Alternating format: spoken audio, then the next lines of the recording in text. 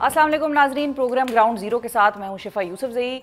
भारत को पाकिस्तान के भरपूर जवाब के बाद होने वाले सीज़ फायर जारी है और सियासी सीज़ फायर समेत इमरान खान और दीगर कैदियों की रिहाई की आवाज़ अब PTI कैंप से बुलंद हो रही है।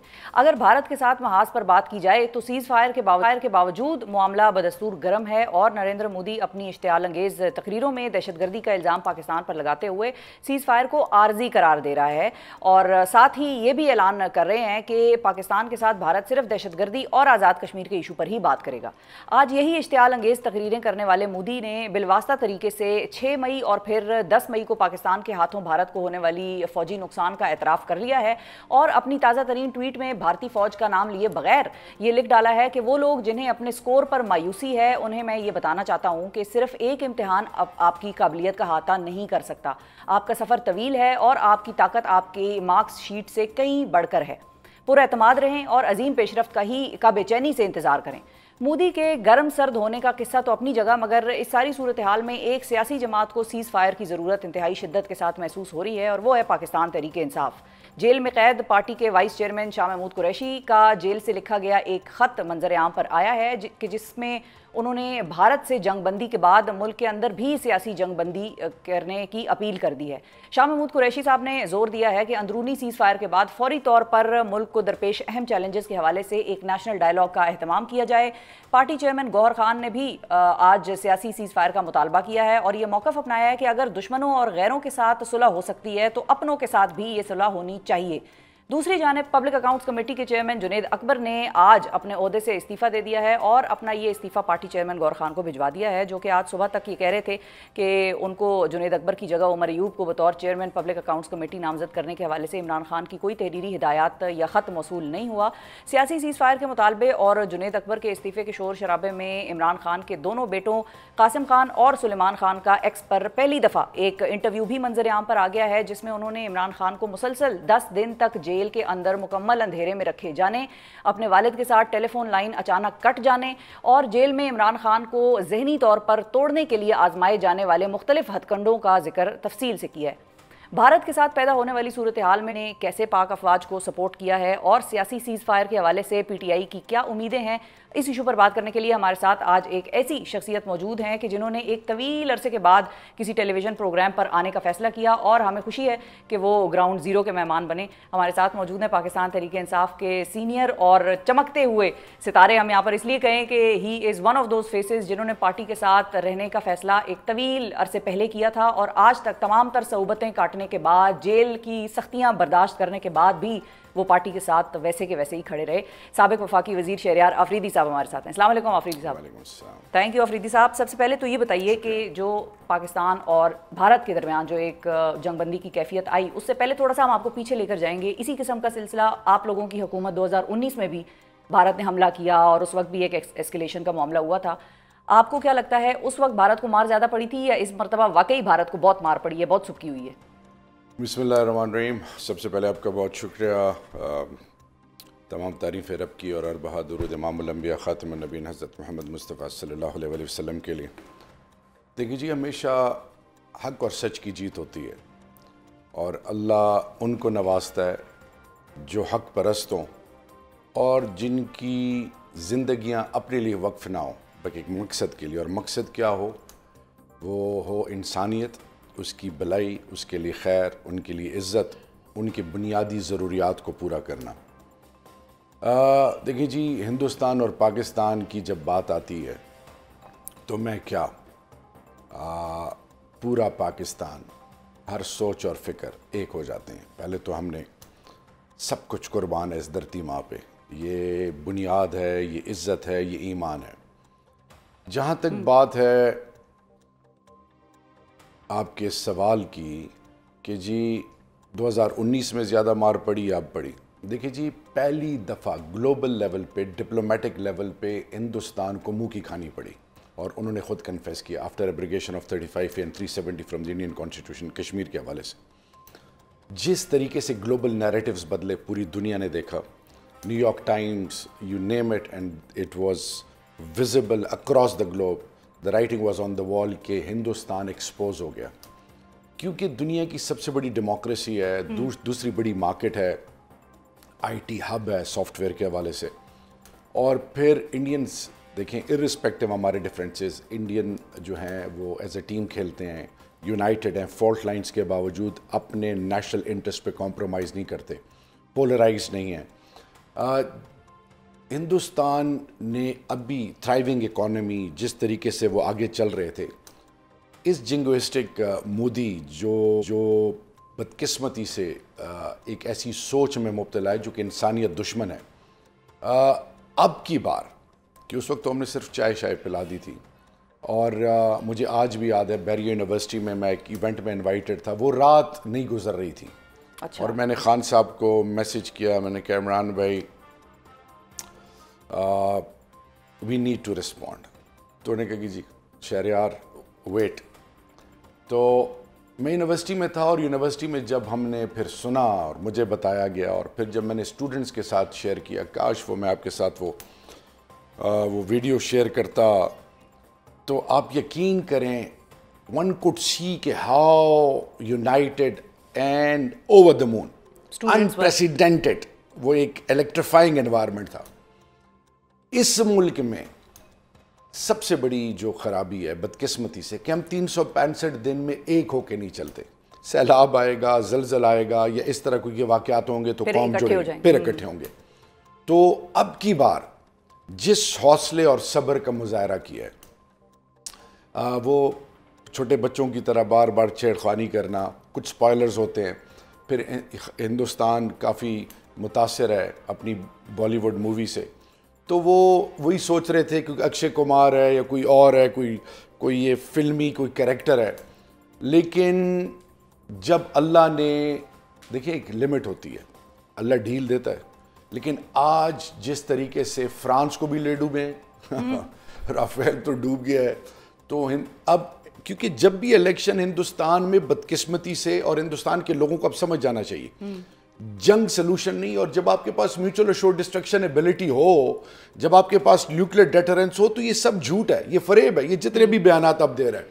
अगर जरा बर भी शर्म है इस मोदी में और उसकी पूरी टीम में, तो मेरे ख्याल में हिंदुस्तानियों को चाहिए कि वो इसको रिजेक्ट कर दें। ये गुजरात का जो बुचर है, इसने अपने आप को, अब देखें असल इंसान, जब शेर खुदा का क्या कॉल है कि जब आपको ओहदा रुतबा इक़्तिदार मिलता है तो आपकी औकात का पता चलता है। लेकिन वो बुचर अफरीदी साहब कह रहा है कि ग्रेट थिंग्स अवेट अस, उसको शर्म तो क्या ही आनी थी, वो और पंप कर रहा है अपनी फौजों को। मेरी बात सुने, उनके लिए मैसेज ये आपके प्रोग्राम के तवस्सुत से कि 25 करोड़ की ज़िंदगी का मकसद ही शहादत है।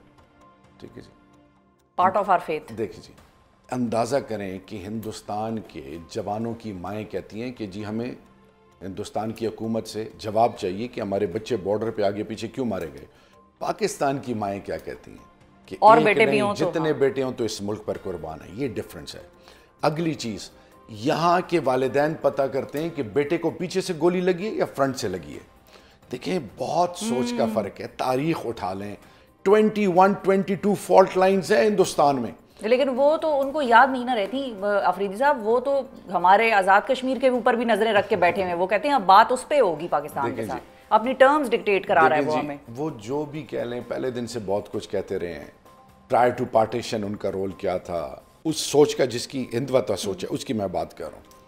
अब क्या रोल है, जिस तरीके से इस खित्ते और पूरी दुनिया को अमन को खतरा है मोदी और इस फाशिस्ट की तमाम पॉलिसी से, तो अब वक्त की ज़रूरत है कि हम कौम बने। हम एक कौम है अल्हम्दुलिल्लाह। अपने ज़ाती हमारे इख्तिलाफ़ात, नज़रिए के इख्तिलाफ़ात ज़रूर हैं, लेकिन हमेशा शिफा याद रखें, मैंने जैसे कहा धरती माँ ईमान है, इसके लिए सब कुछ कुर्बान है। सही है। अब ये सपोर्ट हमने सोशल मीडिया पे भी देखी भरपूर तरीके से, पीटीआई के सोशल मीडिया टीम्स ने, और फिर वॉलंटियर्स ने, और फिर वो लोग जो एक्चुअली एसोसिएटेड भी नहीं थे पीटीआई की सोशल मीडिया टीम के साथ, वो भी एक भरपूर तरीके से, वो आई बिलीव कि आप जो कह रहे हैं वो सही है कि कौम फिर बन जाती है जब भारत की बात आती है और पाकिस्तान की ज़मीन को अगर ख़तरा महसूस हो। अब एपीसी के हवाले से पीटीआई का एक मौक़िफ़ रहा है कि गवर्नमेंट को, आप लोग कहते रहे कि एपीसी बुला लें, इज़ इट टू लेट ना हो, या अभी भी पीटीआई कहती है कि एपीसी बुलानी चाहिए? देखिए जी, ऑल पार्टीज कॉन्फ्रेंस का ये कॉन्सेप्ट क्या है, तमाम स्टेक होल्डर्स को बिठाना, मशवरा, ये सुन्नत जो है अंबिया कराम की और इमामुल अंबिया की है। देखिए पाकिस्तान की सबसे बड़ी पॉलिटिकल पार्टी जिसको पूरी कौम ने, अगर हम हमने वाइट पेपर 181 सीट्स, और अगर हमें रिजर्व सारा मिला 2/3 मेजॉरिटी हुकूमत इस कौम ने दी। तमाम सोबतों के, आजमाइशों के, इस्तराब से गुजरने के बाद हमारे हमसे निशान ले लिया। हमारे लीडर अभी भी अंदर हैं 2 साल से। हमारे वर्कर्स के साथ जो हुआ, कौम की माओ बहनों बेटियों के साथ जो, I don't want to get into that, लेकिन एक चीज़ मैं आपको बताऊं, आप कैसे बाईपास कर सकते हैं? आज पूरी कौम को यूनिफाइंग फैक्टर जो है वो अल्लाह ने इमरान खान को बनाया। आज बलोच भी उनकी बात सुनते हैं, पंजाबी भी सुनते हैं, सराइकी भी सुनते हैं, उर्दू स्पीकिंग भी सुनते हैं, सिंधी भी सुनते हैं, हज़ारेवाल भी सुनते हैं, पश्तून भी सुनते हैं, कश्मीरी भी सुनते हैं, गिलगित बल्तिस्तानी भी सुनते हैं, इस्लामाबाद, जितनी कौमें, यानी आपने देखा नहीं कि अक्रॉस पाकिस्तान वो जो पहले सोच था ना कि बरादरी वाला, मसलक वाला, सुबाइयत, ये चीज़ें ख़त्म हो गई अल्हम्दुलिल्लाह। और एक बड़ी पॉजिटिव शिफा, जब मैं और मेरी बीवी और हमारे साथ जो कुछ हुआ, सबके साथ जो हुआ, तो बच्चे मुतनफ़र थे, they never wanted to live. आपको पता है बाहर से अब एक बड़ी पॉजिटिव चीज़ हुई है, बच्चे जुड़ गए हैं, बच्चे उछल कूद के। और मेरे, क्योंकि फौजी जवान, मैं आपको पता था मैं ईद, आप क्योंकि आपके साथ, आपकी मीडिया टीम के साथ, मैं छोटी ईद हो बड़ी ईद हो, मैं लाइन ऑफ कंट्रोल पे जाता था, बॉर्डर पे जवानों के साथ होता था। ये हमारा मान और गरूर था, है और हमेशा रहेगा। मैं सिर्फ आपको इतना बताना चाहूँ कि इट वॉज मोर और less a blessing in disguise. ये जो कुछ हुआ है, कौम जुड़ गई है। अब वक्त की ज़रूरत क्या है कि खुदा के लिए इसको जुड़े रहने दें, इक़्तिदार इसके लिए। हाँ, नंबर 1, क्या क़यामत आएगी अगर आज आप मोदी के साथ बैठने के लिए तैयार हैं, अगर आज पाकिस्तान के हवाले से और हिंदुस्तान के हवाले से किसी भी लेवल पे आप मुख्तलिफ ममालिक को एंगेज कर रहे हैं, तो अपने मुल्क को पहले, घर को ठीक करना है। Forgive and forget. ये देखिए कौमें कब बनती हैं, मुझे बताएं कितनी पॉइंट स्कोरिंग हो सकती थी अभिनंदन के ऊपर? खान ने क्या रोल प्ले किया? कलेक्टिव विजडम जब प्रिवेल करती है, उसमें अल्लाह की मदद और रहमत आती है। अब नीड ऑफ द आवर क्या है कि बलोचों को राजी किया जाए। क्या जाता है? गले लगाओ, सिंधियों को गले लगाओ, पंजाबियों को गले लगाओ, पश्तून कबाइल को गले लगाओ।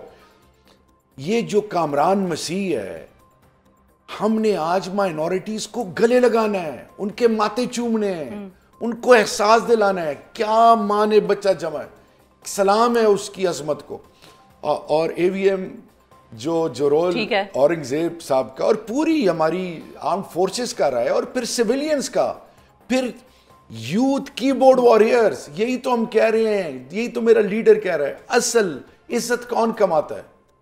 आपके जवान कौमों की, माओं की और गैरत की बुनियाद होते हैं। ठीक है, वो आप, तो मैं सिर्फ इतना कहना चाहूंगा कि खुदा के लिए इस मुल्क पर तरस खाएं, इसकी बुनियादों पे तरस खाएं, इनके शुहदा पे तरस खाएं जिन्होंने सब कुछ कुर्बान किया। इस क्या जाता है? तो खान तो पहले ही कह रहे हैं मैं अदालतों के थ्रू अपने आप को क्लियर करूंगा। लेकिन एक पॉइंट है ना, दरमियान में जो चीज़ रह गई इस इंडिया भारत पाकिस्तान की टेंशन में, एक चीज़ बड़ी खामोशी से गुजर गई और वो था 9 मई। और 9 मई पे वो कहते हैं आप एग्रीमेंट दें और माफ़ी मांगें। आप लोगों की जानिब से जो मौक़िफ़ जाता है वो ये है कि हमने कुछ ऐसा नहीं किया, हम माफ़ी नहीं मांगेंगे। खान साहब भी ये कहते हैं मैं माफ़ी नहीं मांगूंगा, और साथ ही वो ये भी कहते हैं कि जिसने जो गलत काम किया उसको बेशक आप सजा दे दें। तो वो जो एक डेडलॉक का पॉइंट था वो वहीं का वहीं बरकरार है। अब उससे क्या करना है? देखिए 9 मई से पहले मैं कुछ बताऊं, एग्जेम्पलरी सिविल मिलिट्री रिलेशंस थे खान के, और यही जो आज फॉर्म 47 के बेनिफिशरी क्या क्या हमारे बारे में कहते थे, मैं उनमें नहीं जाना चाहता। मैं सिर्फ आपको इतना बताना चाहूँ कि खान ने कहा है कि जुडिशल कमीशन बनाएं, हम आपको असिस्ट करेंगे, सपोर्ट करेंगे, जो चीज़ आएगी हम आपके साथ खड़े होंगे। इससे ज़्यादा एक शख्स और क्या कह सकता है? और फिर खान साहब की स्टेटमेंट कि मेरी ज़िंदगी से ज़्यादा अहमियत अफवाज पाकिस्तान की है।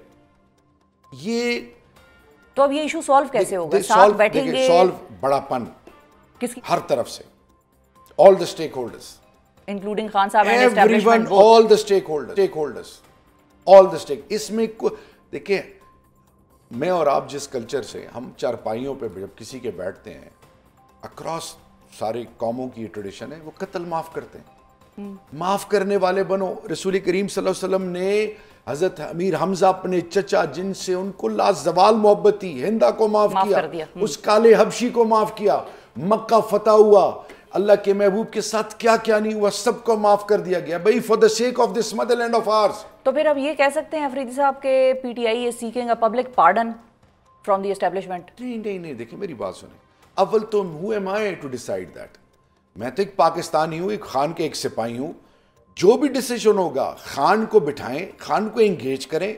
ही इज मैं आपको बताऊं, उनकी जिंदगी पाकिस्तान से शुरू होकर पाकिस्तान पे खत्म होती है, ठीक है जी। और वो उनका ईमान क्या है? ला इलाहा इल्लल्लाह, जो एक मुसलमान का होना चाहिए, और अल्लाह के महबूब से जो इश्क और जुनून उनको है, जो मदीना की रियासत का कॉन्सेप्ट है, भैया आप उनको बिठाएं, उनको एंगेज करें। क्या जाता है आपका? तो इसकी शुरुआत कहां से होनी चाहिए? बातचीत क्या आप लोगों की पार्टी नहीं एंगेज कर सकती उनको कि भाई खान से बात करें? आप मेरी यार सुने ना, उनकी बहनों को बड़ी मुश्किल से मिलाने दिया जाता है।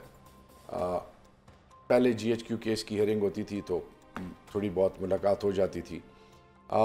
जो भी हो रहा है, मैं कंट्रोवर्सीज नहीं क्रिएट करना चाहता। इस टाइम पे गोल्डन अपॉर्चुनिटी है इस मुल्क के तमाम स्टेक मामलात हल करें कि सबको बिठाएं, सबको साथ लेके चलें। ये सस्टेनेबल नहीं है, सस्टेनेबल नहीं है, नुकसान मुल्क का है। आप यकीन करें, एक ट्राई तो करके देख लें, एक ट्राई तो करके देख लें। और फिर आवाज दबी हुई थी, मोदी की आवाज गरज रही थी, इधर से आवाज दबी हुई थी। आवाज को दबाना नहीं है, ये मोमिन की और ईमान रखने वाली की निशानी है। अच्छा, eyeball to eyeball, eyeball to eyeball. अच्छा अफरीदी साहब, आखिर में ये भी बताइए कि जुनैद अकबर साहब का क्या है इशू? मतलब ऐसा कौन सा एहतजाज है जो एक पब्लिक अकाउंट्स कमेटी के चेयरमैन होते हुए नहीं प्लान हो सकता? उनसे इस्तीफे का क्या मतलब? देखिए मुझे अगेन, या तो मेरा एक्सेस हो ना, मुझे इस चीज़ का पता है। मैं पिछले तकरीबन 4 हफ्ते सवेर, मेरी तबीयत भी ठीक नहीं थी। आपने इंट्रो में कहा कि जी मैं डिलिबरेटली अवॉइड इसलिए करता हूँ, आज आपको बताऊँ आपके तवज्जुह से, कि मैंने एक कोर्ट में एक स्टेटमेंट दी थी। मुझे शायद खटक बार बार कह रहे थे कि आप बोलें, तो इसमें मैंने अल्फाज थे कि ये पार्टी किसी की बाप की नहीं है। तो वो उसके बाद एक जलजला आ गया, खान साहब ने मुझे बुलाया, तो खान साहब ने मुझे कहा कि आप पार्टी के सीनियर हो, आपने पार्टी को लीड करना है, और उसके काफ़ी सारे गवाह हैं, और मेरी आपसे बहुत तवक्कुआत हैं, मेरे लिए आप थोड़ी सी खामोशी इख्तियार करो। तो देखें, ठीक है, जिन को जिम्मेदारियां दी गई हैं, हम उनके पीछे खड़े हैं, हम उनको सपोर्ट कर रहे हैं हर लेवल पे, हर जगह। मेरे ऊपर अभी भी पर्चे कट रहे हैं, अभी भी। Can you play a role between establishment and Khan साहब मज़ाकरात? देखिए जी, मैं एक चीज़ आपको बताऊं, मेरी तो कोई वक़्त नहीं है, मैं एक आम इंसान हूँ, खान का सिपाही हूँ। खान कहेगा तो yes, I can go to any extent. Khan, only if Khan approves. देखिए उसकी सबसे बड़ी वजह ये डिसीजन खान का है। 2 साल से जेल के अंदर हैं, बीवी के साथ क्या हो रहा है, बहनों के साथ क्या हो रहा है, एक भांजे को कितनी 10 साल की सजा हो गई है। लेकिन खान साहब इस आइडिया को अप्रूव नहीं ना करते। आपने आजम सवाती साहब का भी सुना होगा कि मैं बातचीत कर रहा हूँ और आरिफ अलवी साहब के साथ हम जाएंगे और एस्टेब्लिशमेंट के साथ इंगेज करेंगे। खान साहब ने कहा मेरे बिहाफ पे मैं किसी को ये इजाज़त नहीं देता कि कोई मेरे बारे में किसी और से रिहाई मांगे, बातचीत करे, नो टॉक। ये तो एक वर्जन है ना। अच्छा, मैं आजम सवाती साहब की बहुत इज्जत करता हूँ, सबकी करता हूँ। क्या खान साहब ने एक कमेटी नहीं बनाई थी नेगोशिएशन के लिए? बनाई थी ना, गवर्नमेंट से बात करने के लिए बनाई थी ना। देखें असल चीज है क्या, जब एक बंदा जो की स्टेक होल्डर है, हमारी कोई वक़्त नहीं है, कौम इमरान खान के साथ जुड़ी हुई है, आप खान के साथ बैठे ना, खान के साथ डिस्कस करें। आप खान को बाईपास करके अगर मुझसे आप डिस्कशन करेंगे तो मुझे क्या होगा, step hop and jump, Khan मुझे गडियाला जाना पड़ेगा। अच्छा खान साहब अब ये बात फिर दोबारा, ये देखिए लैक ऑफ कम्युनिकेशन की वजह से issues, message will be lost in the Khan के साथ। देखिए जी, बार बार मोदी के साथ बात हो सकती है, ठीक है, खान के साथ क्यों नहीं हो सकती? बिल्कुल, कौन सी ऐसी वजह रुकावट है? ठीक है जी, असल चीज है पाकिस्तान, लोग आते हैं चले जाते हैं, असल चीज है अल्लाह इसको ताक़यामत सलामत रखे इस धरती माँ को। और फाइनली आखिर में एक ये इंपॉर्टेंट सवाल भी है कि खान साहब से एस्टेब्लिशमेंट अगर बातचीत डायरेक्टली करती है तो इसका ये मतलब ना समझा जाए कि खान साहब या पीटीआई दोबारा उनको सियासत में देखें जी, खींच रहे हैं। खान को इक़्तिदार चाहिए होता तो अमेरिका से भी बैठते, एब्सोल्युटली नॉट भी कहते, और जब ये हमारी अभी 2024 में पीपल्स पार्टी ने ज़ोर लगाया बात करने का और मुख्तलिफ़ लोगों को रीच आउट किया, जिनमें से एक मैं भी था, कि आप बात करें, ब्रिजिंग रोल प्ले करें। देखिए जी, इक़्तिदार हमारा मकसद अच्छा, आपको कहा गया किसी के थ्रू जी। इक़्तिदार हमारा मकसद नहीं है। हमारा मकसद क्या है इस मुल्क में? Rule of law, supremacy of law और नया इमरानी मुआहदा। नया इमरानी मुआहदा क्यों? न्यू सोशल कॉन्ट्रैक्ट इसलिए कि जी चादर और चार दीवारी को पामाल करना, किसी की इज़्ज़त नफ्स का जनाजा निकालना, किसी को अकीर समझना। अब ये जो ड्रैकोनियन लॉज दिन ब दिन इस मुल्क में, 26th अमेंडमेंट क्या है? देखिए, इस मुल्क ने फ्लरिश करना है, इस मुल्क ने कम्पीट करना था ग्लोबली। इस मुल्क की निस्बत ला इलाहा इल्लल्लाह से है, मोहम्मद रसूलुल्लाह, और इस मुल्क की 27 रमज़ान से निस्बत है। और इस मुल्क ने रोल मॉडल बनना था, जो कि इंशाअल्लाह बनेगा। सिर्फ मैं आपको इतना बताऊं शिफा, तमाम चीज़ों को साइड पे रखते हैं। इस टाइम पे माफ़ करना, गले लगाना वक्त की ज़रूरत है और सबको ये करना है। पीपल्स पार्टी के बारे में क्या पॉइंट ऑफ व्यू था एक ज़माने में, मुस्लिम लीग नून के बारे में क्या था, पाकिस्तान की मुख्तलिफ सोचों के बारे में क्या पॉइंट ऑफ व्यू था, इल्ताफ़ हुसैन के बारे में क्या था, उस वक्त MQM के बारे में क्या था, ANP के बारे में हमेशा खुदा न खास्ता उनको क्या कहा गया, अख्तर मैंगल साहब के बारे में क्या था, बजिंजो साहब के। मैं सिर्फ आपको बताऊं, वक्त की ज़रूरत है कि हम ये गदार खेलना छोड़ दें, हम ये सर्टिफिकेट्स बांटना छोड़ दें, गले लगाएं। जैसे आज मैंने कामरान मसीह का जिक्र किया है, खुदा की कसम एक नई जिद्दत, एक रूह फूंकी है इस मुल्क में। और ये रूह और ये जो नई एक सोच इंजेक्ट हुई है, ये it is for the future of Pakistan, it is going to play a very positive role. ये एक वो मोमेंट्स हैं जिनको चेरिश करने की ज़रूरत है, और वो चेरिश तभी हो सकेगा जब सब मिलकर बैठेंगे, पुराने इख्तिलाफात भुलाएंगे और मुल्क को आगे लेके चलने की खातिर एक दूसरे को माफ़ करेंगे। ये शहरियार अफरीदी साहब का वर्जन है नाजरीन, और उनका ये मौक़िफ़ है। शुक्रिया शहरियार अफरीदी साहब, आपने वक्त निकाला प्रोग्राम के लिए। नाजरीन बैठें, बात करें, इमरान खान को डायरेक्टली एंगेज करें, किसी एक के ज़रिए दूसरे के ज़रिए मैसेज जो है वो दरमियान में कहीं खो जाएगा, उनसे डायरेक्टली बात करें। ये है इस वक्त मौक़िफ़ नाजरीन। और अब प्रोग्राम में जिक्र पाक भारत कशीदगी के तनाजुर में होने वाली सीज़ फायर के बाद बनने वाली सूरत हाल में पाकिस्तान की मजीद प्लानिंग का। गुज़िश्ता रोज़ पाकिस्तान पर इल्ज़ाम लगाने के बाद शिकस्त खुर्दा नरेंद्र मोदी अब जिस मूड में नज़र आ रहे हैं, उससे बज़ाहिर यही लग रहा है कि वो किसी नए मिस एडवेंचर की तैयारी में हैं और उसी को बुनियाद बनाकर वो अपनी अफवाज को तैयार रहने का इशारा भी दे रहे हैं। इसके साथ साथ पाकिस्तान के सियासी मंजरनामे में सीज़ फायर के मुतालबे की बाज़गश्त बुलंद होती नज़र आ रही है। इन दोनों फ्रंट्स पर हुकूमत क्या सोच रही है, और इस हवाले से गुफ्तगू करने के लिए हमारे साथ मौजूद हैं नून लीग के सीनियर रहनुमा हैं, वफाकी वज़ीर रेलवे हैं, हनीफ अब्बासी साहब। अस्सलाम वालेकुम अब्बासी साहब। बहुत शुक्रिया अब्बासी साहब। सबसे पहले तो तानू मुबारकबाद, आप गए किस हवाले से मैं दे रही हूँ? मैं हिंदुस्तान बिल्कुल मारने के वाले से, मात देने के वाले से, ऐसा ही है, शिकस्त देने के वाले से मार पड़ी है उसको, वाह मार पड़ी है और पूरी कौम बड़ी खुश है। अच्छा, आप लोगों को वैसे इस हवाले से फीडबैक मिल रहा है हल्के वक्त में? लोग क्या बता रहे हैं आपको, क्या कह रहे हैं? देखिए, मैं तो अभी आया हूँ, एक स्कूल का फंक्शन था, एनुअल फंक्शन था, बड़ा स्कूल था, बड़ा हॉल था, तकरीबन कोई पेरेंट्स होंगे कोई 1500 के करीब। आप यकीन माने, मैंने स्पीच स्कूल के एनुअल फंक्शन में गया हूँ, तो मैंने वो मूड देखा, बच्चों का, वालिदैन का जज्बा देखा, तो मैं शुरू ही वहाँ से हिंदुस्तान पाकिस्तान जंग से हो गया। और इतनी क्लैपिंग थी, मैं लास्ट टाइम भी इनके फंक्शन में गया था, लास्ट ईयर भी। मैं कहता हूँ क्या सेंटिमेंट्स थे लोगों के, क्या मैंने नाम लेता जा रहा था कि हमारे शहीदों ने ये कर दिया, हमारे जवानों ने ये कर दिया, लोग छत को लग रहे थे। और यही हालत हमारी ओवरऑल पूरी पाकिस्तानी कौम की है। शिफा, एक सेकंड ज़रा बड़ी मैं जब कहता हूँ ना इंटेलेक्चुअल गुफ्तगू करें, लोग हंसना भी शुरू हो जाते हैं। हकीकतन में इंटेलेक्चुअल गुफ्तगू करें। मैंने लास्ट जो असेंबली में की ना अपना स्पीच, उसमें भी मैंने किसी को कुछ नहीं कहा, मुल्क की बात की, लोगों की बात की। अभी मैं ये कहता हूँ, मैंने कहा thank you Modi, thank you Hindustan. अब लोग सारे परेशान हो गए, ये मोदी का और हिंदुस्तान का थैंक यू बोल रहा है। उसकी बुनियादी वजह, इसने पाकिस्तान पे अटैक किया, पूरी पाकिस्तानी कौम को इंटैक्ट कर दिया, पूरी पाकिस्तानी कौम को इकट्ठा कर दिया। ना कोई पख्तून रहा, ना पंजाबी रहा, ना बलोच रहा, ना सिंधी रहा, ना सराइकी रहा, ना कश्मीरी रहा, ना जीबी वाला रहा, और कौम जो है इकट्ठी हो गई। और पॉलिटिकल पार्टी से भी नेक्स्ट में वही कह, तमाम सियासी जमातें, हमारी अपोजिशन पार्टी जिसमें PTI भी शामिल थी, तमाम रिलीजियस पार्टीज, कोई रहा नहीं जो अपनी फौज के पीछे खड़ा ना हुआ हो, अपने शाहीनों के पीछे खड़ा ना हुआ। यकीन माने, अब भी जब मैं नाम ले रहा हूँ मेरे रोंगटे खड़े हो गए हैं ऐसा ही है। कैसे हमारे शाहीनों ने हिस्ट्री रकम की है, तारीख रकम की है। लेकिन इसके साथ साथ आपको पता है कि मैं वो शख्स हूँ जो बटरिंग नहीं बल्कि मेरिट की बुनियाद के ऊपर, और जो उसका राइट बनता है, हक बनता है, वो मेरा लीडर हो, मेरा कोई दोस्त हो, फिर मैं उसको मार्क्स देता हूँ।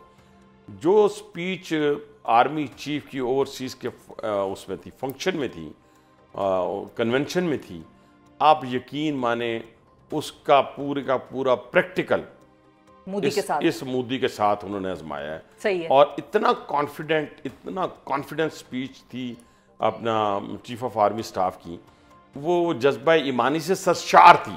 उस वक्त तो लोग देखे ना, ये कहते हैं बेखतर कूद पड़ा आतिशे नमरूद में इश्क। जब वो स्पीच कर रहे होंगे तो कई लोग शायद सामने बैठे हुए भी, मैं नहीं कहता, मैं शक नहीं करता किसी पे भी, तो सुनने वाला भी कहता होगा कि यार क्या बात कर रहे हैं, हिंदुस्तान बहुत बड़ी ताकत है, वो दुश्मन बड़ा है। खामख्याली तो यही भारत को खुद भी थी ना कि साइज खामख्याली तो भारत को भी मैं वही कह रहा हूँ। लेकिन उस पर फिर ये शेर आता है ना कि बेखतर कूद पड़ा आतिशे नमरूद में इश्क, अकल है महवे तमाशाए लबे बामब। ठीक है ना जी, वो कूदे और क्या हुआ देखें, एक जहाज के जंगी जहाज के मुकाबले में हिंदुस्तान के पास सिर्फ 10 जहाज है, हमारे एक सिपाही के मुकाबले में 20 सिपाही हैं। आपको पता है इस बात का? ठीक है ना, साइज के हवाले से फिर दुनिया को बताता है। लेकिन उसको ये मालूम नहीं था, उसको ये था एक जिसे कहते हैं ना मकारी और फ्रेब की उससे चादर उड़ी हुई थी। उसने कहा जब पहलगाम का हुआ अटैक तो मैंने एक लफ्ज़ इस्तेमाल किया कि पहलगाम बहाना है और जो हमारा इंडस ट्रीटी वाटर है वो निशाना है। ये मेरे अल्फाज ये मैंने दिए थे अपने कौम को। यही वजह थी जब उसने कहा ठीक है जी हम तो ये कर गुजरेंगे, और जब उसने कहा कि जी 10 मिनट के अंदर अंदर पाकिस्तान पे उसने इल्ज़ाम लगा दिया, ब्लेम लगा दिया, तो दुनिया ने उसको नहीं माना। ऊपर से सोने पे सुहागा हमारा जो रिस्पांस था ना वो बड़ा ज़बरदस्त था। वो कैसे, मैं अब आपको फैक्ट एंड फिगर के साथ बात करूँगा। ये नहीं कि पार्टी की बात करनी है, किसी की शख्सियत की बात करनी, मुल्क की बात करनी है और इज्तमाहियत की बात करनी है। नेशनल सिक्योरिटी का इजलास तलब कर लिया पहलगाम के बाद। उसने कहा ना जी कि हम आपका पानी बंद कर देंगे, हम मतलब कि ये जो सिंध तास ये जो अपना इंडस ट्रीटी वाटर है इसको हम ख़त्म कर देंगे, जिस पे इन्होंने 1960 में शादियाने बजाए थे जब ये एग्रीमेंट हुआ था। आपको पता है इस बात का? और वर्ल्ड बैंक इसका गारंटर है। हाँ। जब इन्होंने ये कहा कि हम उस पहलगाम के वाक़े के बाद हम आपका पानी बंद कर देंगे तो इजलास हुआ। इजलास में नेशनल सिक्योरिटी काउंसिल के अंदर तीनों चीफ आपको पता है बैठते हैं, वज़ीर आज़म उसकी क़यादत करते हैं। प्राइम मिनिस्टर ने जो इलामिया उस काउंसिल में जारी हुआ वो बड़ा क्लास का था, वो पूरी कौम ने उसको एंजॉय किया। और वही मैसेज, स्ट्रॉन्ग मैसेज था प्राइम मिनिस्टर की तरफ से और चीफ ऑफ आर्मी स्टाफ की तरफ से। वो क्या था, उन्होंने कहा कि अगर आप हमारा पानी बंद करेंगे ना तो हम जंग करेंगे। ये नहीं कहा कि हम जंग का इंतजार करेंगे, हम आप समझे कि जंग है। और मैंने ये कहा था, ये भी मेरे अल्फाज हैं, मैंने कहा था आप हमारा पानी बंद करेंगे हम आपका सांस बंद करेंगे, जिस पे उन्होंने बड़ा शोर मचाया था कि रेल मंत्री ने ये कह दिया। जी मुझे याद आ गई, बिल्कुल वो बड़ा हाइप क्रिएट की। फिर उन्होंने कहा रेल मंत्री अपनी फैमिली के साथ लंदन चला गया। हाँ, तो मंत्री साहब, अच्छा अब मंत्री साहब ये बताएं कि भारत जो है वो ये बात अब कर रहा है कि पाकिस्तान के साथ जो एंगेजमेंट होगी या मुज़ाकरात होंगे उस पर हमारे वज़ीर आज़म साहब ने वैसे तो एक सजेशन ये भी दिया है। छोटी सी गुजारिश, जब उन्होंने कहा ना हम अटैक कर देंगे, और दूसरा जो सिक्सर था, दूसरा फिर आपका जो भी सवाल होगा, दूसरा सिक्सर ये था कि उन्होंने कहा पूरी दुनिया को कि हम इंडिपेंडेंट इन्वेस्टिगेशन के लिए तैयार हैं। दैट्स इट, खत्म बात। बस सारी दुनिया ने कहा भाई एक बंदा गया है कि हम पे इल्जाम लग रहा है तो मैं तैयार हूँ। उससे वो भाग गया, हिंदुस्तान भाग गया। तो इसके बाद हिंदुस्तान दुनिया के सामने एक्सपोज हो गया। बस अब आप बताएं क्या? हाँ, एक्सपोज हो गया, बिल्कुल सही है। उसके साथ इस दफा कोई भी चीज नहीं। अच्छा, क्यों नहीं रही? अच्छा, ये भी उसको शक था, सॉरी यकीन था कि जब मैं पाकिस्तान पे हमला करूंगा दुनिया मेरे साथ खड़ी हो जाएगी। ठीक है, लेकिन दुनिया पागल तो नहीं है। एक तो हम सलूट पेश करते हैं चाइना को, अज़रबैजान को, टर्की को, जी दिल की अथाह गहराइयों से सलूट, ठीक है ना, जिन्होंने अल-ऐलान पाकिस्तान के साथ खड़े हो गए। और हम खलीजी ममालिक को भी, उनका भी शुक्रिया, वो भी हमारे साथ खड़े रहे। लेकिन इन तीनों को मैं सलूट पेश करता हूँ। ठीक है, और दूसरी बात, दुनिया में जिन पे उनको एतमाद था, जिन पे हमें एतमाद था, वो तो हमारे साथ खड़े हुए, वो नहीं खड़े हुए। ठीक है ना, वो एतमाद इसलिए नहीं खड़े हुए कि ये झूठा था। लोग हमारे साथ इसलिए खड़े हुए कि हम सच्चे थे। वो न्यूट्रल हो गए। अब देखे ना अमेरिका ने क्या रोल अदा किया, रशिया ने क्या रोल अदा लेकिन किया। यहाँ पे अब्बासी साहब उसको ये एज जाता है कि वो न्यूट्रल उस वक्त तक रहे जब तक हमने उनको मारा नहीं था। जब हमने उनको मार पड़ाई तो फिर वो न्यूट्रल ना रह पाया, फिर उसने कहा भाई आ जाओ बदमाश को बचाने अपने। लेकिन मैं फिर इसमें कहूंगा, मैं जरा जिम्मेदारी का मुजाहरा करूंगा। अच्छा, देखिए वो डे वन से न्यूट्रल इसलिए रहे कि वो इंडिया उनको कायल ना कर सका। ठीक है, ठीक है। हाँ ये जरूर है कि हम नहीं गए सीज फायर के लिए। ठीक है, हम नहीं गए। खुद कहते हैं ना, जैसे उनके जो हैं स्पोक्समैन, पाकिस्तान के वजीर आजम से बात की तो उसने क्या कहा दुनिया को कि मैंने वजीर आजम से बात की है, वो कहते हैं हमने अपने 31-33 जो लोग शहीद हैं उनका बदला लेना है। ये अमेरिकन स्पोक्समैन ने कहा, खुद कहा कि मैंने प्राइम मिनिस्टर से बात की। मैं कहता ना तो लोग कहते देखें नहीं प्राइम मिनिस्टर की बात कर रहा है, वजीर आजम की बात कर रहा है। वजीर आजम ने, स्टेट्समैन ये होता है, उनका जी हम तो अपने 33 लोगों का बदला लेंगे। ठीक है, सीज फायर के लिए कब भागे मैं बताता हूँ। जब इन्होंने पहले मैं आपको बता दूं कि मैं दोस्त ममालिक का नाम नहीं लूँगा, पहले हिंदुस्तान ने उनको डाला। हमने कहा ठीक है, हम पुरअमन मुल्क है, ये कह दे कि हमने जो 33 लोग या 31 लोग हमारे शहीद हुए हैं, मुझसे मैंने गलती की है, मैं उस पर माफ़ी मांगता हूँ। तो हम जो हक रखते हैं हमले का, हम अच्छा दोस्त ममालिक को yes, डाला के पाकिस्तान जी डाला, बात करो। इसी दौरान उसको डाला, इसी दौरान उन्होंने ड्रोन हमले कर दिए, मिसाइल हमले कर दिए। वो पीछे हट गए दोस्त ममालिक। ये 3 नहीं, कुछ और थे, मैं नाम नहीं लेता। ये 3 नहीं, ये 3 तो ये चाइना, अजरबैजान, तुर्की तो हमारे साथ खड़े थे ना। उन्होंने उनको वो सालसी के लिए नहीं आए थे, वो दोस्त ममालिक, वो भी हमारे करीबी दोस्त ममालिक।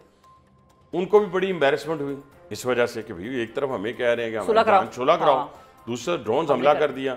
जब नूर खान एयरबेस पे इन्होंने किया तब फिर हमने क्या किया, हमने मिसाइल्स की और ड्रोन्स की बारिश की। कहाँ पे? दिल्ली पे जब हुई फिर वो टाइम हो गई, और वो ऐसी टाइम हुई कि पूरी हिंदुस्तानी कौम, पता है एक इस वक्त क्या कर रही है, वो मोदी का इस्तीफा मांगने के लिए सड़कों पे है, हंगामे हो रहे हैं, और इधर पाकिस्तानी कौम क्या कर रही है, जश्न मना रही है, फतह का जश्न मना रही है। अच्छा, इसका कंपैरिजन आप कर लें, पूरी दुनिया में इस वक्त बड़ी वायरल हुई है तस्वीर DGISPR की, और साथ बैठे हुए हमारे नेवी की और एयरफोर्स के ऑफिसरान की, उनकी प्रेस कॉन्फ्रेंस और उनके लटके हुए मुंह की प्रेस कॉन्फ्रेंस। देखे ना, फतह मेरे आंखों से भी नजर आ रही है, आपके चेहरे से भी नजर आ रही है, हम फतह याद, बॉडी लैंग्वेज, शायद आज मेरी गुफ्तगू का अंदाज भी आपने देखा होगा। अच्छा, फिर उसके बाद अब्बासी साहब फिर 10 मई को अमेरिका की एंट्री हुई सीज फायर में, दोस्त ममालिक पीछे हट गए। हाँ, फिर वो उनकी तो सुनी नहीं गई ना, सुनी नहीं गई तो बात खत्म हो गई। उसके बाद उन्होंने हमले कर दिए, उसके फिर पाकिस्तान ने कुट्टा इनको अच्छी तरह। देखिए ना, पहले तो हमने जो उनके 5 जंगी जहाज गिराए, वो अपनी बाउंड्री में रह के, देखिए क्या कॉन्फिडेंस था शिफा, क्या कॉन्फिडेंस था हमारी फोर्सेस का कि अपनी बाउंड्री पर रह के हमने 5 जहाज गिरा दिए। एक तो जब यहाँ पे उनका आया मिसाइल, तो फिर क्या कॉन्फिडेंस था कि जहाज जाता है, हमारा बच्चा, छोटा बच्चा गया अभी हमारा, छोटा बच्चा कौन सा है, JF थंडर। ठीक है, ये हमारा छोटा बच्चा है, इससे बड़ा बच्चा है हमारा मेराज, उससे बड़ा बच्चा है हमारा F-16। उन्होंने तो हिस्सा ही नहीं लिया, पता है आपको, इस पूरी जंग में उन्होंने हिस्सा नहीं लिया। छोटे बच्चे, हमने छोटे बच्चे से, J-10C भी था ना अब्बासी साहब, जो अब्बू था, वो जो मैं अब्बू नहीं कहता, मैं उसको बच्चे में गया ना, अब्बू जो थे हमारे पीछे बैठे हुए थे, F-16 वगैरह, F-16 मेराज, वो थे। ठीक है, उन्होंने उनको मारा, घर जाके मारा, घुस के मारा, और मैं सदके जाऊं अपने कामरान मसीह के, कामरान मसीह के सदके जाऊं। उसका कॉन्फिडेंस देखा था, जहाज निकलता हुआ हमारी फोर्सेस का, कि उसकी वीडियो बना रहे हैं कि इसने मारना ही मारना है, जैसे होता है ना कि मतलब फतह याब होकर रिंग में उतरता है। कमाल कर दिया, ये हिस्ट्री लिखी गई है पाकिस्तान की तारीख, दुनिया की हिस्ट्री में ये जंगी जहाज़ों की जो लड़ाई है, जो पाकिस्तान फतह याब हुआ है, ये हिस्ट्री लिखी गई है, इसको मिटाने वाला कोई नहीं पैदा होगा। अब दुनिया देखेगी, और दुनिया को अब ये चीज बावर करा दी गई है। लेकिन मैं इसके बावजूद, देखिए मैं कहता हूँ, मैं 1 अरब 40 करोड़ आवाम से भी मुखातब हूँ, आप भूख नंग से मुब्तला है, इस मोदी से जान छुड़ाएं, इस मोदी से जान अपना भला करो, खुद अपना भला करो, आपने गुर्बत कहाँ है। इसी तरह हम 25 करोड़ हैं, हम अपनी रोटी पानी का बंदोबस्त मेरा प्राइम मिनिस्टर बड़े अरसे से कर रहा है। अब पाकिस्तान ने ग्रो करना शुरू किया है, आपके सामने IMF ने ऐसे तो नहीं किस जारी कर दी। अच्छा, ठीक है। अच्छा, अब वो जो सीज फायर वाली कहानी थी सारी, उस सीज फायर के हवाले से हम क्या इंडस वाटर ट्रीटी की शर्त को मशरूत कर सकते थे सीज फायर से, कि भाई तुम बहाल करो? तीनों चीजें हैं, बहाल कराओ तो फिर हम, देखिए एक तो न्यूट्रल वेन्यू होगा, बातचीत का न्यूट्रल वेन्यू, दूसरा आज़ाद जम्मू कश्मीर, ठीक है ना, आज़ाद कश्मीर में उस पर ये बात करेंगे कि जो यूएनओ की रेजोल्यूशन है उसके मुताबिक फैसला हो। और दो तीसरी चीज़ें चीज, होगी, हाँ, ठीक है ना। और तीसरी चीज़ ये है कि आप हमें बताएं क्या आपने फ्यूचर के अंदर हमारे साथ ट्रेड करनी है, नहीं करनी है, हमारे साथ बैठना है, उठना है, कैसी रिलेशन आप चाहते हैं। और तीसरी बड़ी चीज़ ये है कि आप बलूचिस्तान से और केपीके से अपनी प्रॉक्सी वॉर को ख़त्म करें। ठीक है, टेररिज्म अगर वो प्रॉक्सी वॉर देखें, हम शिफा 30 साल से ये लड़ाई लड़ रहे हैं। दुश्मन ने तो पहली दफ़ा सामने आया ना, चुप के वार कर रहा था ना। आपको पता है 3700 अटैक्स करवाए हैं एक साल में हिंदुस्तान ने पाकिस्तान के अंदर। लेकिन हाँ, वो बात आपकी सही है वासी साहब, लेकिन फिर जब हम ये बात करते हैं कि भारत की एक्टिव इन्वॉल्वमेंट थी पाकिस्तान में दहशतगर्दी और BLA और इन सबको, वो ज़ाहिर है पीछे से पुष्पनाही करता है। तो हमने फिर जाफर एक्सप्रेस का मामला उस शद्दोमत के साथ क्यों नहीं उठाया जिस शद्दोमत के साथ इन्होंने पहलगाम का इल्जाम? हमने तो सिर्फ इल्जाम नहीं लगाया ना, उन्होंने तो इल्जाम, हमने तो डोजियर दिया, जो कंसर्न जगह डोजियर दिया कि भाई हमने फिर ये देखिए, हमने 36 दहशतगर्दों मारने की वीडियो जारी की, हमने अपने 33 शहदा की जनाजे दिखाए आपको, हमने वो सेटेलाइट के ज़रिए जो कन्वर्सेशन हो रही थी इंडियन एजेंट के साथ अफगानिस्तान के अंदर, वो दुनिया को दिखाई, सुनाई, ठीक है ना। हमने तो एक डोजियर थोड़ी दिए, उनके एविडेंस के बहुत सारे दिए। लेकिन मैं समझता हूँ कि अब दुनिया ना हमें दुनिया को समझ आ गई कि पाकिस्तान जो है वो तर्न वाला नहीं हो सकता। ठीक है, पाकिस्तान अब इंशाल्लाह ताला अपनी तमाम जो इस्लामिक कंट्रीज है ना, उनका भी रखवाला होगा, इंशाल्लाह। अल्लाह करे कि ऐसा ही एक दिन हम भी देखें। अब्बासी साहब ये बताएं कि अब सीज फायर का मामला तो ये हो गया, आपने कहा ये 3 कंडीशंस पे हम उनसे बात करेंगे। मोदी सरकार बहरहाल अपनी फौजों को शाबाशियां भी दे रहा है, वो कह रहा है टेंशन नहीं लेनी तुम लोगों ने, अगला मरहला जीतोगे, और इस किस्म की ट्वीटें कर रहा है। आपको लगता है, आपका ओपिनियन है कि ये सीज फायर लंबा चलेगा, या आपको लगता है उसकी तरफ से कोई कार्रवाई? देखिए, पहली बात तो यह है कि दुश्मन को पहली तो उसके फ्रेम में नहीं आना चाहिए, उसको कमजोर नहीं समझना चाहिए, बिल्कुल तकब्बर और गुरूर नहीं करना चाहिए, अल्लाह ताला का शुक्र अदा करना चाहिए। मैं अल्लाह ताला का शुक्र अदा करता हूँ, अल्लाह ने हमें कामयाबी दी है बहुत बड़े दुश्मन के मुकाबले में। दूसरा, जंग जो है वो किसी भी मसले का हल नहीं है, जंग खुशी से कोई नहीं करता, ठीक है ना। इन्होंने तो रात के अंधेरे में जो है वो हम पे हमला किया और हमारे मासूम बच्चों को मारा है, ठीक है जी। 6 साल के बच्चे को, 5 साल के, 7 साल के बच्चों की डेड बॉडीज देखी है ना आपने, शक्लें भी, फूल थे जो खिले ही नहीं थे। हमने किनको मारा है? इनके फौजियों के परखच्चे उड़ा दिए, हमने इनके एयर बेसिस और हेडक्वार्टर्स के परखच्चे उड़ा दिए, हमने इनके जंगी जहाज़ों के परखच्चे उड़ा दिए। लेकिन हमने असूल को, प्रिंसिपल को सामने रखा, हमने एक सिविलियन नहीं मारा। देखे ना, इनका और हमारा क्या मुकाबला है। हम चाहते ही नहीं है जंग, हम अमन चाहते हैं। हम अपने लोगों के लिए, इनकी प्रॉस्पेरिटी के लिए, इनकी तरक्की के लिए, इनके लिए हम खड़ा होना चाहते हैं। हमारा इसका टेक ऑफ का वक्त है, ठीक है। और इसी तरह मैं कहता हूँ 1 अरब 40 करोड़ लोगों को कि खुदा के लिए आप इस मोदी बुच्चड़, गुजरात के बुच्चड़ से जान छुड़ाएं। अगर नहीं छुड़ाएंगे तो आपके लिए तबाह बर्बादी का। आपको ऐसा लगता है, एक तो आपने कहा ना कि दुश्मन के फरेब में नहीं आना चाहिए, फरेब में ना आना चाहिए से मुराद फिर ये है कि हो सकता है कि वो कोई ऐसी कार्रवाई। देखिए, पहली बात यह कि पहली जो उसने किया तो हम तैयार थे, दूसरा जब करेंगे हम इससे ज़्यादा तैयार होंगे। हमारा तो अभी यूएनओ की रूल्स के मुताबिक हमारा अभी राइट जो है रिजर्व है, ठीक है ना। उसके मुताबिक जब आपको हमलावर हो तो आप हम अटैक कर सकते हैं अपने डिफेंस में, ठीक है ना जी। तो हमने तो अभी किए ही नहीं, अभी तो हमने डिफेंस किया सिर्फ। आपने मिसाइल बरसाए, ड्रोन बरसाए, हमने जाके आपके घर में मारा, ठीक है ना जी। उससे पहले आपने जहाज़ों के जरिए डराने की कोशिश की, मेरे शाहीनों ने आपको अपनी बाउंड्री में रह के मारा। हम बहुत मारेंगे, मैं आपको यकीन माने उस अल्लाह ताला के फजल करम से। अब तो हमने एहतियात इसलिए की है कि हम जिम्मेदार मुल्क हैं। मैं फिर बार बार कह रहा हूँ, जंग हमारा मसले का हल नहीं है। और 1 अरब 40 करोड़ लोग जो हैं वो अब मोदी को भी नहीं छोड़ेंगे, उससे वैसे भी इस्तीफे का मुतालबा कर रहे हैं, ठीक है। वो कई जुनूनी तो है ना उनके अंदर जो कहते हैं जंग, वो जंग के दौरान तो भाग जाते थे, सही है, बिल्कुल ठीक है, हाँ। वो भागे, हमारा नूर खान एयरबेस पे अटैक हुआ तो हमारे लोग, मेरे हल्के के लोग थे, वो सारे नूर खान एयरबेस की तरफ भाग पड़े, वो तो चल पड़े। आपने मंजर देखा होगा, हाँ जी, सब जमा हो गए वहां पे, नारे लग रहे हैं, भाई पाकिस्तान जिंदाबाद के, फौज जिंदाबाद के नारे। जंग जो है वो किसी मुल्क के लिए बेहतर नहीं।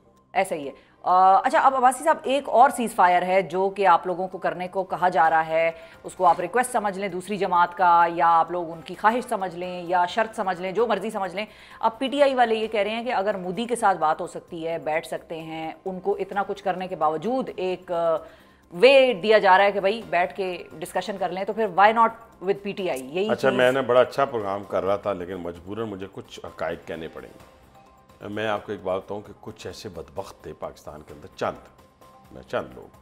मैं कल परसों पोलो ग्राउंड जब जिस दिन हम जीते, यानी सीज फायर के लिए इंडिया ने, तो 10 मई के बाद, हाँ, तो मैं विदाउट ना वो मेरा दिल किया कि मेरे पास एक प्रोग्राम में जाना था, तो उन्होंने एट द अहमद तार कहा कि नहीं 7:30 बजे आए। अच्छा, मैंने कहा 1 घंटे का मेरे पास है विंडो, तो मैंने शलवार कमीज के नीचे ही ना स्केचर पहन के तो पोलो ग्राउंड पहुंच गया। नीचे उतरा तो लोगों ने कहा बादशाह मुबारक हो मुबारक। तो एक बदबख्त था उसमें, वो हमारा केयर टेकर मिनिस्टर भी रहा है, तो मुझे कहता है शुक्र है जंग बंद होगी, यानी तंजन उसने बात की, अगर जंग बंद ना होती तो शायद हमें कोई नुकसान हो जाता।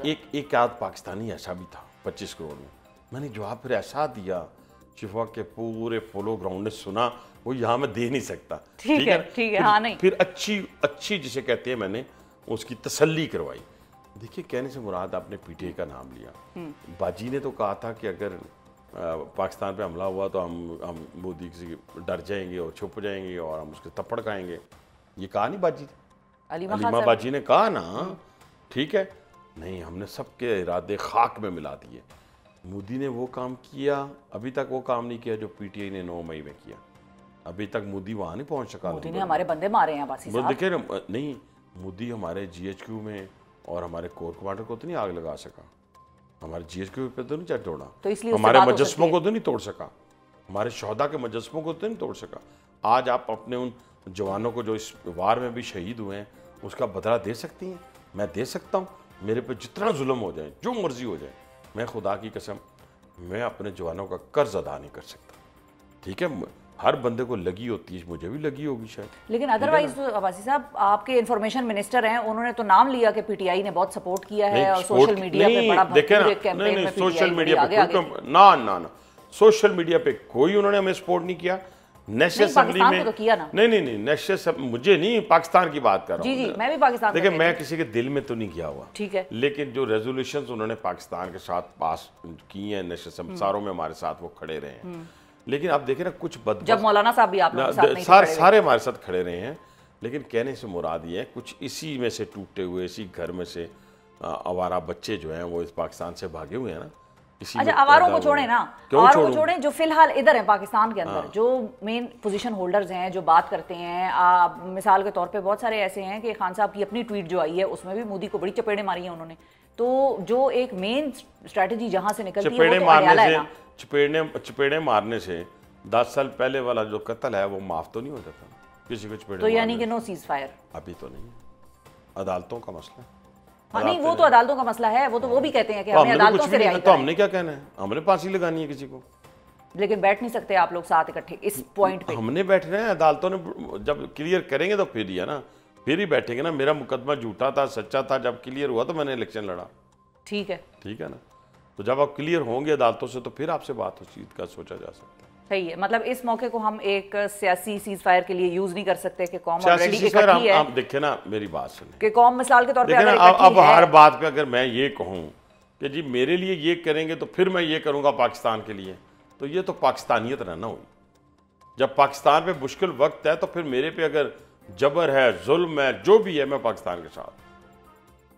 बिल्कुल सही है। बहुत शुक्रिया अदा करेंगे हनीफ अब्बासी साहब। नाजरीन हमारे साथ मौजूद, रेल मंत्री पाकिस्तान के नाजरीन हमारे साथ मौजूद थे और आपने इनकी बातचीत सुनी। इन्होंने पूरी एक कहानी भी हमें सुनाई कि किस तरह से भारत ने अटैक किया, पाकिस्तान के क्या क्या एजेंडा आइटम्स हैं जो कि पाकिस्तान ने अपनी जानिब से रखे हैं मज़ाकरात के लिए बतौर शराइत। और साथ ही साथ उन्होंने ये भी बताया कि कुछ दोस्त ममालिक ऐसे थे जिन्होंने सालसी कराने की या सीज़ फायर कराने की कोशिश की भारत के कहने पर, लेकिन बीच में भारत ने पाकिस्तान पर हमले कर दिए और उसके बाद फिर हुआ ये कि वो दोस्त ममालिक भी पीछे हट गए क्योंकि उन्होंने भारत को अनरिलायबल फरीक एक तरह से समझ लिया। अब और पीटीआई के साथ बहरहाल सीज फायर की कोई कहानी इस वक्त नहीं है। अदालतों से सजाएं हो जाएं, अदालतों से बरी हो जाएं, उसके बाद फिर हम साथ टेबल पर बैठ जाएंगे। ये बात आपने सुनी है। आज के प्रोग्राम से नाजरीन इतना ही। अपना बहुत ख्याल रखिए, हमें और पाकिस्तान को दुआओं में याद रखिए। अल्लाह हाफिज़।